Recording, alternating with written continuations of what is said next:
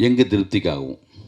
அந்த காலகட்டத்தில் திருப்பதி பிரதர்ஸில் போஸ் மாதிரி ஒரு ப்ரொடியூசர் இல்லட்டினா இவ்வளோ பெரிய பட்ஜெட்டில் அப்போ படம் பண்ணியிருக்க முடியாது. மிகப்பெரிய பட்ஜெட் அப்போ சூர்யா சாருக்கு. பாம்பேயில் மட்டுமே 120 நாள் ஷூட்டிங், கோவா பாம்பேலாம் சேர்த்து.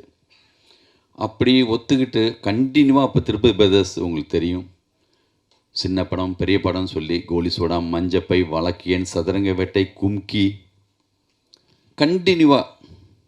அதே காலகட்டத்தில் வந்து ரஜினி முருகன், எத்தனை படம், வேட்டை, அப்படி இருந்த ஒரு கம்பெனி ஒரு தொடர் வெற்றி கூட என்னென்னா ஒரு விதமான ஒரு கோபம், ஒரு வெறுப்பு, ஒரு பொறாமை, இது எல்லாத்தையும் கூட ஏற்படுத்தும். அதையும் தாண்டி நம்ம மேலே வந்து பேரன்போடு இருக்கிற ஒரு சிலர் இருக்காங்க. நம்மளுடைய அன்பு, எனர்ஜி, உழைப்பு இதெல்லாம் வச்சு அதெல்லாம் நம்ம முறியடிக்கிறதுக்கான ஒரு ஒர்க்கு தான் நம்ம பண்ணிகிட்டே போகணும்.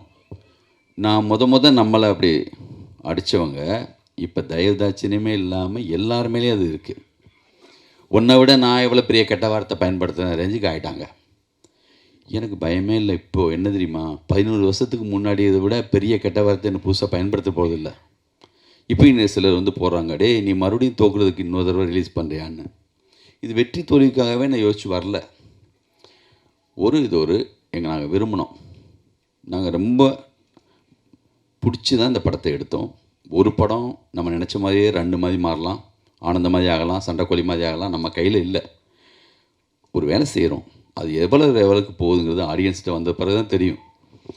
நீங்கள்லாம் சொன்ன குறைகள், ஆடியன்ஸுக்கிட்டேருந்து வந்த ஃபீட்பேக் எல்லாம் வச்சு ஒரு எடிட் பண்ணியிருக்கேன்.